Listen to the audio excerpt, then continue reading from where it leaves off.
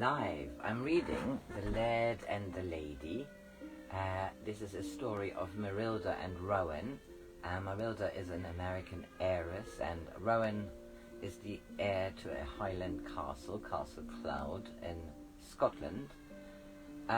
We are now in chapter 10, and I have read Dust to Dust halfway, and then stopped because I think the battery was getting for empty.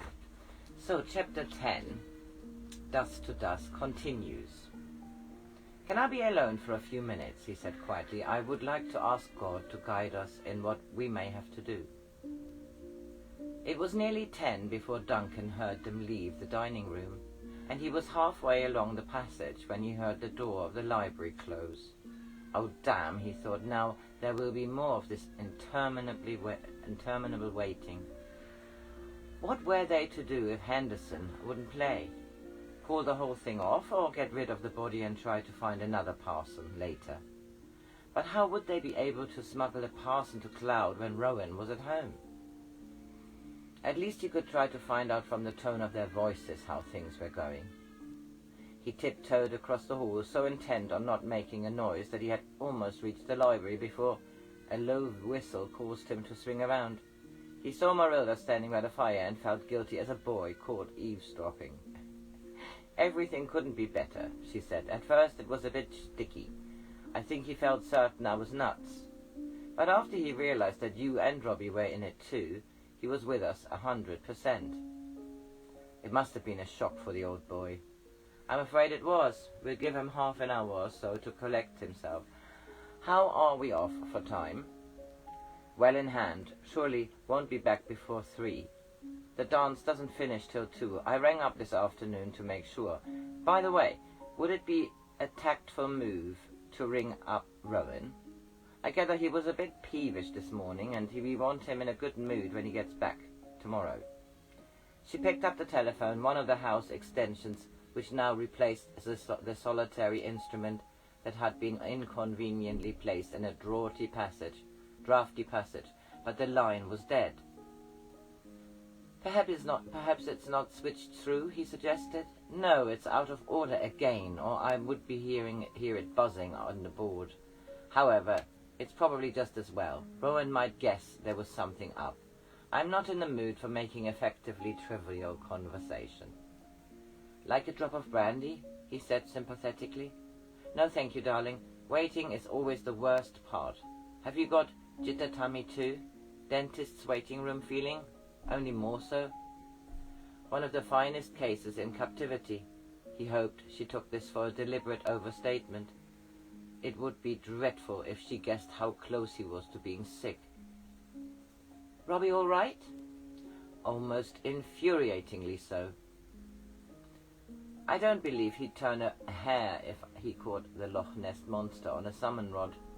He's going to make sure that Mrs. McTaggart and Agnes are safely out of the way. Trust Robbie to attend to detail." He persuaded them both they were getting colds in the head and mixed them a brace of toddies that would have made the strongest willed. "He's dug the grave?" "Single-handed. He wouldn't let me help him. He's got Hector's plate to wrap her in. Georgina gave it to him. His pipes are under the cedar. He said Miss Emilie would expect the music to play her home." "Dear Robbie," she said, blinking to hold back sudden tears. "I'll just run up and tidy my face. Meet you here in a few minutes." "Oh, damn, I am going to be sick," he thought despondently. "Why is that everyone so much more self-controlled than I am? Why is that everyone so much more controlled than I am?" In the sanctuary of the lavatory next to the gun room, he retched until sweat ran down his face. Why was he more nervous than before battle? No use trying to dodge the issue. He had always been terrified of the effect on Marylda if Emilie became dominant. And that was before he believed, and he wasn't sure if he believed it now, that they were linked by more than the physical relationship. Thoughts which he had managed to hold in siege came crowding into the citadel of his mind. What would be the effect of seeing one's own body buried? What would happen if Marylda associated herself with a corpse? Would she get a wasting disease, TB or something, or might the shock be enough to kill her? Shut up, you bloody fool. The sound of his own voice startled him, the voice of the officer, cursing the troops who threatened to panic. He sluiced his face in cold water and went to the dining room for a stiff whiskey. Marylda was waiting for him in the hall, beside the refectory table on which were her mink coat and an armful of white azaleas. I went to the greenhouse before dinner, she said. I mean to get carnations, and then I remembered she loved white flowers. It always annoyed her when people said they were funeral. Robbie thought of flowers too. He lined the grave with hyacinths and narcissus. I seemed the only one who was being thoroughly inadequate. She kissed him on the cheek. My dear, how could I possibly have managed without you? He was comforted, though reason told him she was only being kind. He watched her go to the library and heard Mr. Henderson say he was ready. He fetched Robbie, and the three men followed her up the wide staircase and along the gallery where other Cloud women seemed to smile down in pride of this youngest defender of their loyalty. At the door of the old nursery she paused to light 3 candles, which had been set aside ready in silver sconce. There isn't any electric light in there, she said to Mr. Henderson, anxious in case he might consider the candles a popish practice. He smiled, and she was reassured. Obeying a sudden impulse, she held the flame of the central candle to the purple seal, which still obscured the keyhole. The eagles of Cloud, blurred in the heat, released their hold. She set her thumbprint in this cowling wax. The men watched her unconcerned with need of intellectual reasons for what she did. She gave the candlestick to Robbie, who was glad he had trusted intuition to tell her that only the Piper of Cloud must know how the hide was opened. As the door closed behind him, he turned to the passage window and looked down to the pyre that had smouldered to ashes, the colour of faded roses. Dust to dust, ashes to ashes, murmured Mr. Henderson. She took his hand. Never forget how grateful we are to you, she said softly. Never forget, even when we have to pretend that this is a dream forgotten on waking. She won't be much more than dust, at least not much more, said Duncan. She felt a momentary anger. Why did he have to remind her that it would not be easy to see how Emilie's body had suffered with the years? She looked down at her hands, pale shapes against the black velvet of her dress. Of course it didn't really matter that Emilie's hands were only bones, that these hands would in their turn be dust. But why think of it now? She had read somewhere that nails were very resistant to decay. Would Emilie's nails look like bright petals in the dust? She shivered. Nonsense, Emilie didn't use nail varnish. They heard the heavy sound of slow-moving stone, like drop stones closing on a tomb in Egypt, she thought. The door opened. Robbie gave her the sconce and stood aside for her to lead them. Was it only imagination, or was the rocking horse moving as though obedient to an invisible rider? Where the hearthstone had been, steps led down into darkness. You wait here, Marylda, said Duncan urgently. He attempted to let him and Robbie fetch up the body, so that her only memory of it would be a shape covered by the plate. Her face glistened with sweat. She knew it was cold as her hands.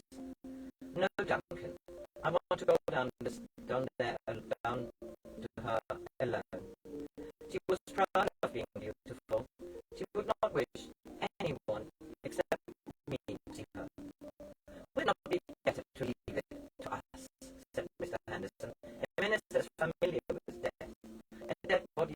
can be distressing. It's very kind of you, she said gently, but you see, Emilie and I are not afraid of each other. Duncan would have protested, but Robbie put the folded leg over her arm and silenced him with a gesture. The three men instinctively drew closer as they watched her walk slowly across them. She went so quietly down the steps that it seemed to them as though the light she carried was being drawn slowly down into the dark water. Marylda shielded the candles with her hand as they flickered in a draught from a narrow opening in the groined roof of the hide. There might be a ventilation shaft, she thought. Perhaps it goes into the chimney. She tried to cling to this consideration as a frail thread which would serve to hold in check her steadily increasing fear. I was right in the measurements I made.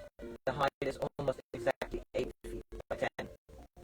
The men who built it might have known that one day it would be used as a family vault, for there is a stone shelf against each of the longer walls.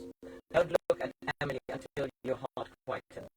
It is beating so loudly that the others will hear if you don't control yourself.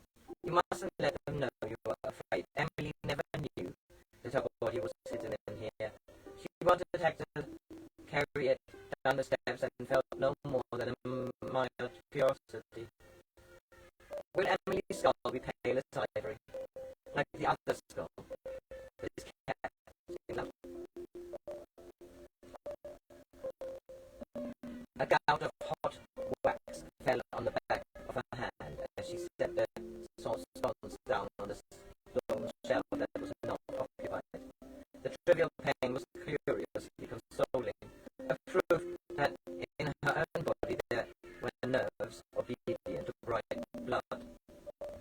She turned and saw her shadow commanding on the other wall in front of her. She forced herself to look down at what she feared to see. The blue silk of the eiderdown had split and had drifted among the brittle stalks of what had once been pink carnations. There was nothing else to see, only a shape under frail faded silk. All she needed to do was to cover it with a plate. But would she believe her own courage enough to be able to hand it on to her children? If she dared not feel that she and Emilie had nothing to fear from each other. She touched the eiderdown and felt it crumble. The shred of silk between her fingers was soft as the wings of dead moths. She shuddered and wiped her hand on her dress, leaving a grey smear on the dark velvet. She forced herself to take a firmer hold. The covering resisted her for a moment, and then slid to the floor with a faint rustle of falling leaves. She shut her eyes involuntarily. Oh God, please don't let there be maggots in her flesh. Her mind fought off images of decay that seemed to circle around her like bats disturbed in a forgotten cave. To open her eyes required a deliberate physical effort, as though the lids no longer owned her, their obedience. Hector had tried a lace scarf over Emilie's head, so that the jaw would not fall and come so close to close her eyes. Was it the weight of gold that made it so difficult to look on the body that once she had loved? Skin dry and odorless as the bark of a tree lay taut over temple and cheekbones. Those high cheekbones which gave to their faces the distinction they shared. Only Emilie's hair could have belonged to a living woman. Dark hair that spread tenuous as cobwebs over the folded skeleton hands, which seemed to try to conceal the ivory cage of ribs where emeralds gleamed like a jeweled pearl. Their faces, the distinction they shared. Only Emilie's hair could have belonged to a living woman. Dark hair that spread tenuous as cobwebs over the folded skeleton hands, which seemed to try to conceal the ivory cage of ribs where emeralds gleamed like a jeweled bird. I must give the emeralds back to Cloud. Robbie never believed that you stole them. Robbie always loved you, she said aloud. There was another glint of green,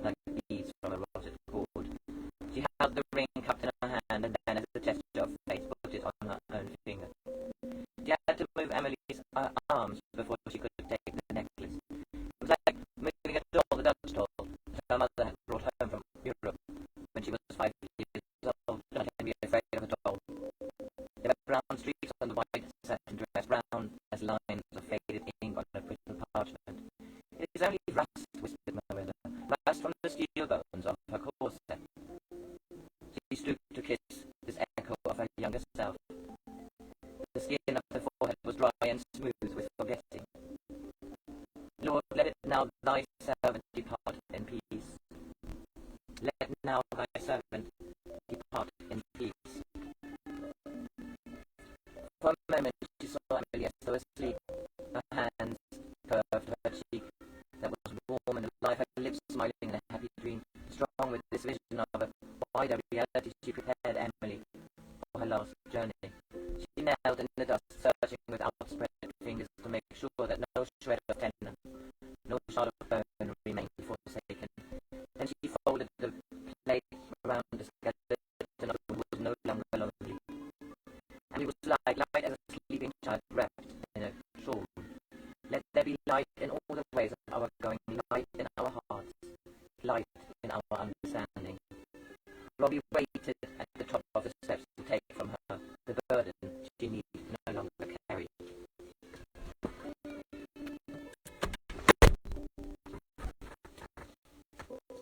Duncan watched Robbie walk slowly and proudly from the room. Saw Marylda follow with Mr. Henderson. He looked back at the shaft of light which shone up from the space below the earth. Should he put out the candles or let them burn against the darkness? He heard a sound like an ancient tree complaining of the storm. Or was it the sound of a rope creaking against an iron ring bolt, a rope that protested against the weight of a man? It seemed that the rocking horse grew beyond it, but it would become a fifth horseman. Was he mad, or could he hear the grief of a man abandoned to despair? Panic fled up and down the corridor. When he reached the hall, the red brocade of sofas, the glossy security of illustrated papers on the table by the fire, rebuked him for his hysteria. In an agony of humility, he hurried past the heap of smouldering ashes in the courtyard, no longer praying for the peace of a ghost, but only that Marylda should not know that her knight had faltered in the press of battle. But was there a battle? They walked so quietly under the moon up through the beechwood, silver pillars of a chancel, to open moorland westward of the mountain, to the burial ground where sere grass rippled in the rising wind that brought incense of white sky and running water. Robbie knelt to lay Emilie to rest among flowers. Like snow white azaleas fell from Marylda's hand to cover the brave colours of cloud. The burial service was spoken by Mr. Henderson, with an authority he had never before experienced, in magnificent knowledge of the grandeur and triviality of death. Robbie and Duncan filled in the grave. The clink of spade on stone was lost in the living voice of the wind. Then Robbie took his pipes and paced 3 times round the tree, and the body is sheltered. The lament told of the grief of those who must relinquish the warm contact of hand to hand, the solace of flesh. Then the music changed to the song of rejoicing, the laughter and the dancing, the birth and the marriage, the loving of the company who lived